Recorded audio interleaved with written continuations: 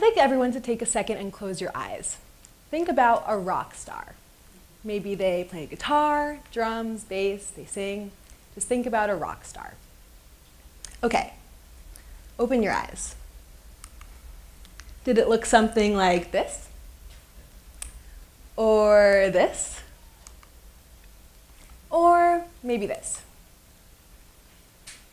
Or maybe they looked something like this? Or this? Or this? I started thinking about the relationship between rock music and gender when I read the essay Rock and Sexuality by musicologists Simon Frith and Angela McRobbie. This was when they stated that any analysis of the sexuality of rock must begin with the brute social fact that rock is a male form. I could see where they were coming with this, but I didn't understand why this happened.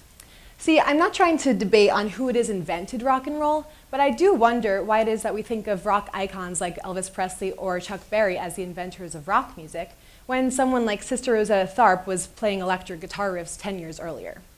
I think it has a lot to do with taste, and who the people are that decide what good taste is. So this is what Bourdieu discussed in Distinction, in which he said that taste isn't actually something that comes naturally to us. It's something that comes from our social upbringing and our education. And so if you were, say, brought up going to the theater your whole life and then you got maybe an education in the theater, you're going to have the tools and knowledge to talk about theater that someone who didn't have those experiences might not be able to articulate the same way. And so you're going to be able to better articulate why certain theater is good and bad. So Bourdieu calls these tools and knowledge cultural capital. And much like economic capital, it's associated with upper-class white men. And so the people with the most cultural capital are the people who dictate what good taste is. And they typically have the platforms to dictate that taste. And so I think that many of the people with the most cultural capital were the people who developed the commercial music industry. So the commercial music industry started about the late 19th century with the birth of published sheet music and the inventions of the gramophone and the phonograph. David Sussman, in his book Selling Sounds, said that this was when music went from something we listened to a commodity, something to be marketed and sold. But music is something really unique to market. When we market an image or an object, we always have the option to look away from it or close our eyes.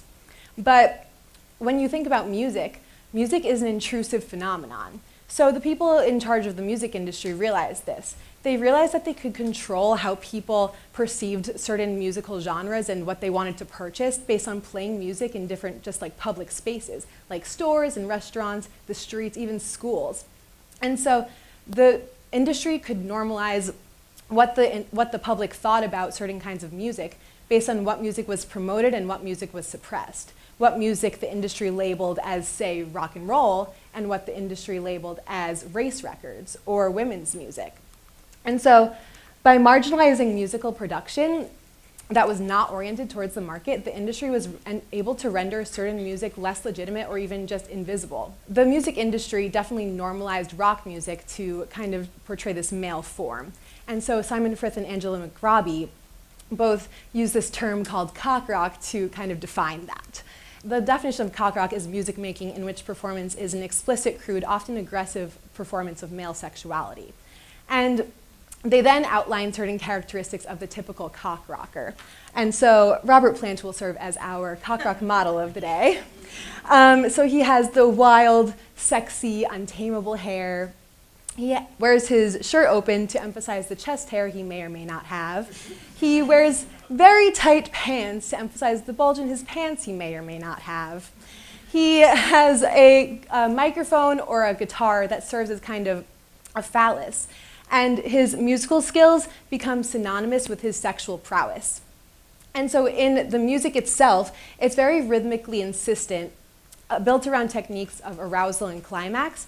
And the lyrics are portray women as either sexually aggressive and therefore doomed, or sexually repressed and therefore in need of male servicing. And so Robert Plant sings about that beautifully in the song Whole Lotta Love. And so, as I said earlier, women have existed in rock music since its inception. And I'm sure they've always been aware of the simultaneous way that people celebrated cock rock and respected it and canonized it, while cock rock itself really was not respecting women very much and did not give women very much space in the music industry. I do think that once third wave feminism developed in the late 80s and early 90s, that's when more women started getting involved in rock music and started becoming more successful in it and more visible in the industry. And I think this has a lot to do with the way that they responded to cock rock. And so an example of some very popular part of women in rock in the 90s is because of Riot Grrrl. Riot Grrrl is a third wave feminist political movement, and it's associated with the distribution of zines as well as the formation of mostly female punk bands. They would tackle topics such as, in their lyrics and in their zines, such as intersectionality, sexual empowerment, and confronting rape culture.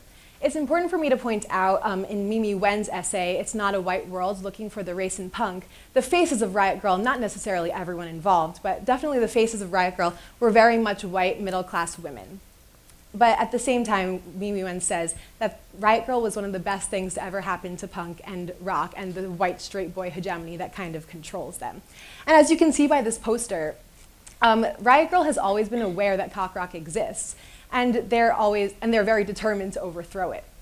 And so I think that a reason why Riot Grrrl was so successful and made women in rock so much more visible is because of their decision to recognize cock rock and confront it head on. So here's an image of Kathleen Hanna, who is the lead singer of Bikini Kill, which is probably the most popular Riot Grrrl band. And so when I look at this image, I think about the text Ways of Seeing by John Berger, in which he says that in the world, men simply just act and perform, while women act and perform as if they're being watched, particularly by men. So when Kathleen Hanna was asked why she wore a dress that said "Kill Me" on the front of it when she performed once, she said that she was thinking a lot about how women often are accused of inviting social commentary or worse, sexual assault based on how they dressed. She said that women who wear too revealing clothing are often accused that they're asking for it. She said, if I wear a dress that says "Kill Me" on it, am I asking for it? So just this idea. Just this idea of kind of recognizing that that women in rock were being watched by men and that cock rock exists is what made them more successful in their endeavors into the music industry, because they were really recognizing what exists and kind of using their advantage as women in rock to make statements that the men in cock rock couldn't necessarily make. And so as women became more visible in the industry, critics had to start responding to them and even celebrating them. And so in 1996, an article came out that said that a new trend in rock music is the angry young woman. The Rolling Stone started publishing a Women of Rock issue, and the Rock and Roll Hall of Fame in 2011 had an exhibit curated just devoted to women in rock music. And so these all feel like celebrations, and they are, but there's a glaring issue here for me. All of these different celebrations are separating women in rock from the rest of the genre. They're separating the women from the men. And in order for us to truly overcome cock rock, we need to be able to integrate women of rock into the rest of the genre and not simply just celebrate only women of rock music. So yes, it's great that the Rock and Roll Hall of Fame had this celebration of women, but at the same time, as of 2017, out of all the inductees in the Rock and Roll Hall of Fame, only 13% of them were women. So this did change this year when more women were inducted into the Hall of Fame, such as Nina Simone and someone I mentioned earlier, Sister Rosetta Tharpe. And so this is definitely progress, but it's years too late, and we have a long way to go. So I'd like to end my presentation with an article that came out in the New York Times just last year in September 2017. And it says, "Rock's not dead, it's ruled by women." And again, this was definitely a celebration. And it was super exciting to see last year. I love basically all of these bands. And so these are celebrations, but it's not too different from the article that came out in 1996, declaring that angry women in rock music is the new trend in rock music, as if rock music hasn't always been angry, especially its women artists. We need to remember articles like these and the article that came out in 1996, and every article that has celebrated women. And we need to start normalizing women in rock music into the rock genre, the rock canon, the rock history, so that maybe we can start to realize that maybe women have always ruled rock music. Some of us just weren't listening close enough. Thank you.